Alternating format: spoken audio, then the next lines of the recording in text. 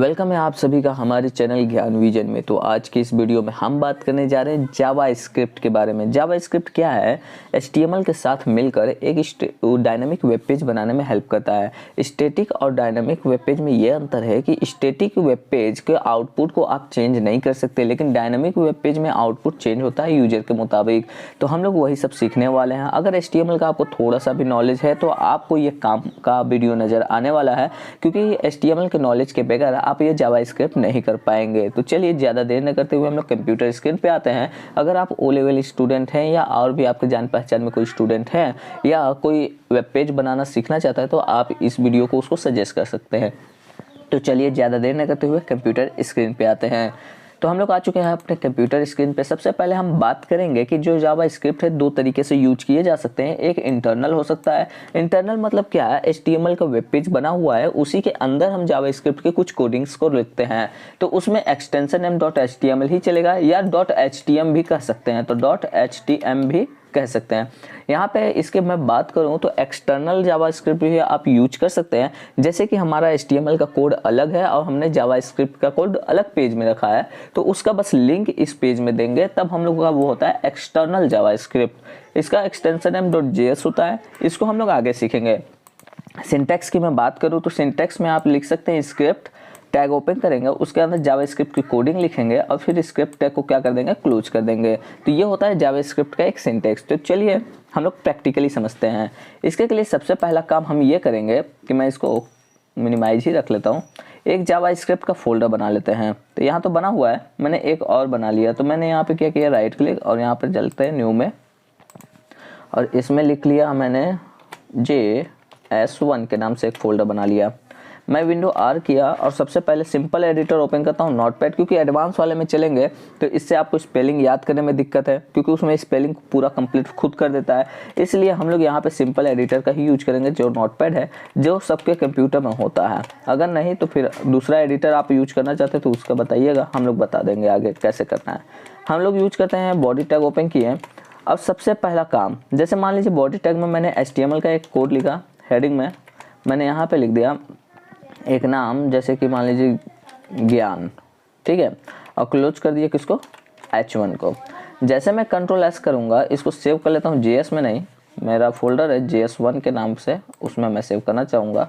और यहाँ पे मैंने नाम दे दिया 1.html, ठीक है।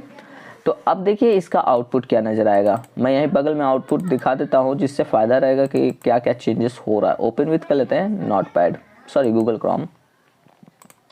यहाँ पे देखिएगा आउटपुट हम लोग को नज़र आ जाएगा।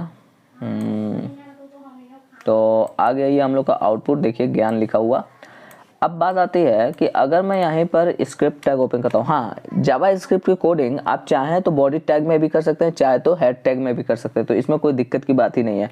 तो मैंने इसको लिखा स्क्रिप्ट और यहाँ पर मैंने क्लोज कर दिया और नीचे मैंने क्या किया, फिर से लिख दिया स्क्रिप्ट।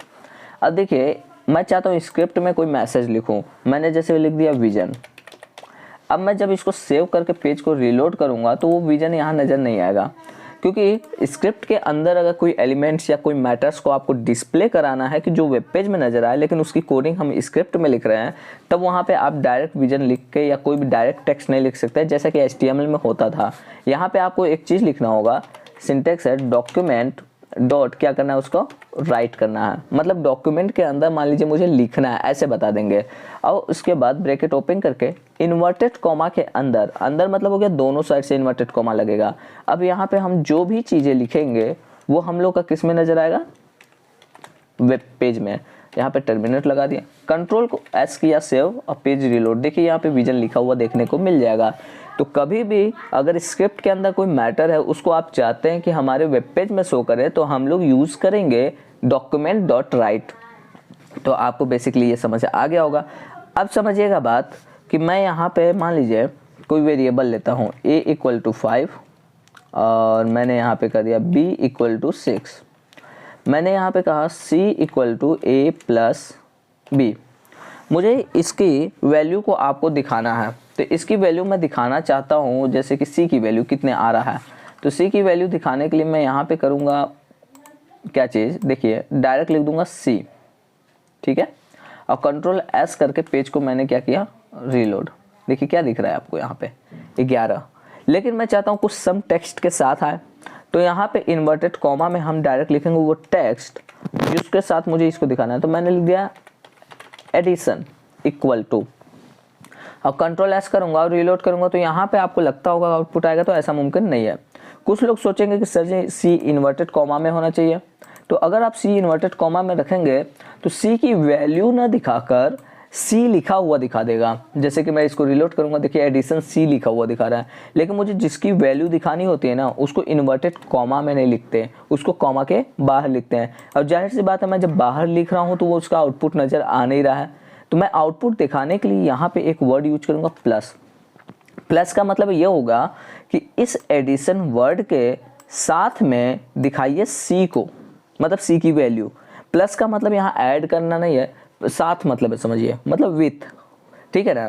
तो मैंने एडिशन वर्ड के विथ मतलब साथ में हमको दिखाना है सी की वैल्यू, तो देखिए दिखा दिया।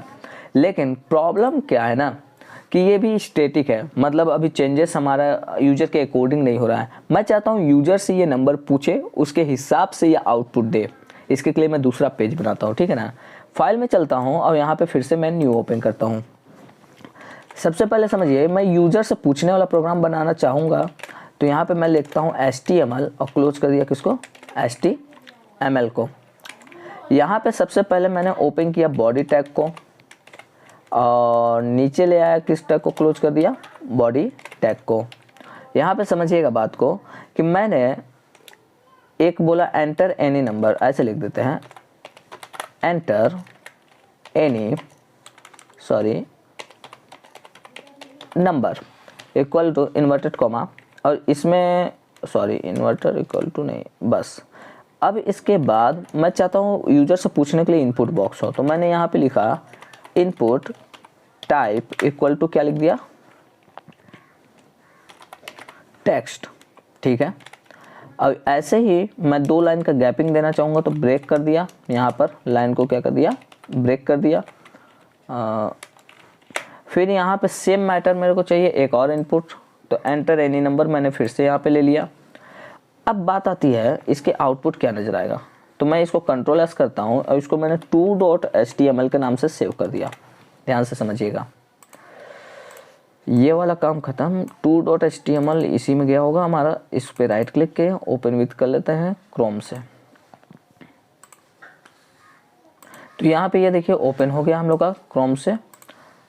अब यहाँ पे देखिए कि एंटर एनी नंबर है, मैंने यहाँ पे कोई भी चीज़ टाइप कर लिया, लेकिन मैं चाहता हूँ कि एक बटन हो जिस पे क्लिक करते ही इसका एडिशन हमको दिखा दे।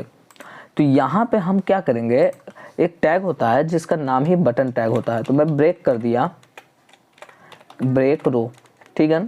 अब मैंने यहाँ पे टैग ओपन किया बटन और क्लोज कर दिया टैग को, किसको, बटन टैग को।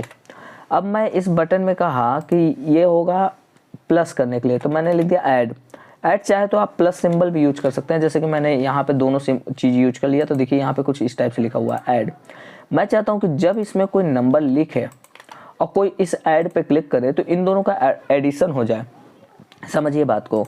तो यहाँ पे हम इस बटन टैग के अंदर कहेंगे कि जब इस पे कोई क्लिक करे, मतलब ऑन क्लिक हो, ये मैंने किसके अंदर लिखा है, इस बटन के अंदर। तो मतलब इस बटन पे जब कोई क्लिक करेगा तब मैंने इन्वर्टेड कॉमा मतलब इक्वल टू वो ओपन किया इन्वर्टेड कॉमा। अब इसमें मैंने लिख दिया एक सम, ये यूजर डिफाइन है, याद रखिएगा। आप चाहे तो एस लिख सकते हैं, SU लिख सकते हैं, SUM कर सकते हैं, या कोई भी नाम, अपना ही नाम लिख सकते हैं, क्योंकि इसको आप कुछ भी दीजिए। ये यूजर डिफाइन मैंने एक फंक्शन क्रिएट किया। अब ये फंक्शन काम करना चाहिए जब कोई इस बटन पर क्लिक किया, मतलब इस बटन पे जब कोई क्लिक करेगा तो मेरा ये वाला फंक्शन, सम वाला फंक्शन काम करना चाहिए। अब ये फंक्शन का काम क्या होगा, वो काम को अब हम डिफाइन करेंगे किसके अंदर, स्क्रिप्ट टैग के अंदर।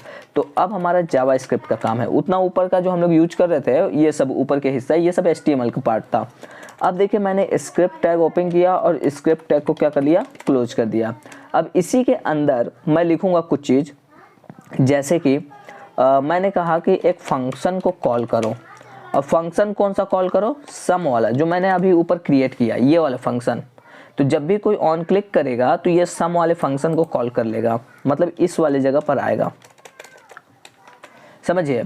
यहाँ नंबर दिया गया, यहाँ पे लिखा गया और ऐड पे क्लिक हुआ। जब ऐड पे क्लिक हुआ तुरंत देखेगा ऑन क्लिक पे सम है, तो वो सम वाले फंक्शन को फाइंड करेगा और उसके अंदर का एलिमेंट को यूज करेगा। अब इसके अंदर के एलिमेंट को हम बताएंगे कि क्या करना है।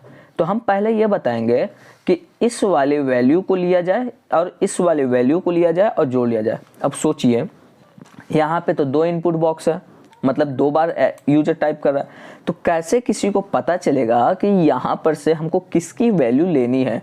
तो मैं यहाँ पर जैसे कि मान लीजिए स्कूल से अगर क्लास में कोई लड़का बैठा हुआ है, मेरे को अरुण को बुलाना है, तो अरुण नाम से तो कई होंगे, अगर नाम से बुलाया जाए तो सेम नाम तो कई लोगों का होगा, तब सबका एक रोल नंबर होता है। मैं कहूँगा क्लास 10th का रोल नंबर 5 वाले बच्चे को बुला के ले आइए, तो यूनिकली फाइंड हुआ ना। वैसे ही यहाँ पर सभी को हम लोग रोल नंबर की तरह मतलब एक आईडी देंगे, जैसे एम्प्लॉय को क्या दिया जाता है आईडी, वैसे ही यहाँ पर भी हम लोग क्या देंगे आईडी। तो यहाँ पर मैंने क्या किया, एक इनपुट बॉक्स को दिया आईडी, मैंने इसको नाम दे दिया। अब आईडी देने के लिए आप नंबर यूज नहीं करेंगे, वेरिएबल यूज मतलब क्या कहेंगे अल्फ़ाबेट यूज करेंगे। तो मैंने इसको आईडी दे दिया फर्स्ट नंबर, तो मैंने FST बस बोल दिया फर्स्ट, और यहाँ पे मैंने आईडी दे दिया। आईडी भी यूजर डिफाइंड है, ये नहीं कि जो मैं लिख रहा हूँ वही आप लिख सकते हैं, आप कुछ भी लिख सकते हैं, बस नंबर से स्टार्ट मत करिएगा। मैंने SCND लिख दिया सेकेंड। अब इसके अंदर हम कहेंगे कि हमको इस आईडी की वैल्यू को लेना है, तो हम क्या कहेंगे टारगेट करना है इस आईडी को। तो हम लोग को यहाँ पे स्क्रिप्ट में एक टैग होता है जिसका नाम है, जैसे मैंने कहा ए में रखना है, ए इक्वल टू, मतलब जैसे ए इक्वल टू 5 कहे थे, वैसे ही ए इक्वल टू हमको क्या करना है, डॉक्यूमेंट का डॉट गेट करना है, क्या चीज़, एलिमेंट बाई किसके आधार पे, आईडी के आधार पर। ठीक है, तो डॉक्यूमेंट का डॉट गेट एलिमेंट करना हमको किसके आधार पे, आईडी। अब किस आईडी को हमको टारगेट करना है, इन्वर्टेड कॉमा में उसकी आईडी बताएंगे। तो मेरे को आईडी FST वाले को टारगेट करना है और उसकी डॉट वैल्यू को पास करना है, लाइन खत्म। सेम चीज़ मैं कहूँगा बी के लिए, बी में भी मैं रखूँगा कि डॉक्यूमेंट डॉट उसकी गेट करनी है क्या चीज़, एलिमेंट किसके थ्रू, बाई आईडी के थ्रू, और यहाँ पे इन्वर्टेड कॉमा में क्या लिखेंगे SCND, जो मैंने वहाँ आईडी दिया है, और डॉट उसकी क्या चाहिए मुझे, वैल्यू। अब देखिएगा मैं यहाँ पे कहूँगा C इक्वल टू A+B, और यहाँ पे मेरे को किस मैसेज में दिखाना कैसे, डॉक्यूमेंट डॉट राइट में कर सकता हूँ।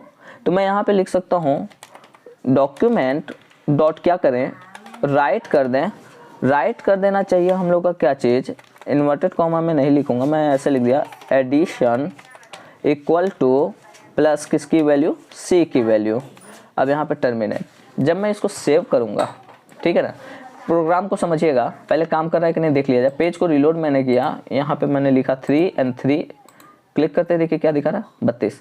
लेकिन प्रॉब्लम क्या है ना कि ये मेरा स्क्रीन से हट जा रहा है वैल्यू, तो मैं डॉक्यूमेंट डॉट राइट ना यूज करके यहाँ पे मैं यूज करूँगा अलर्ट।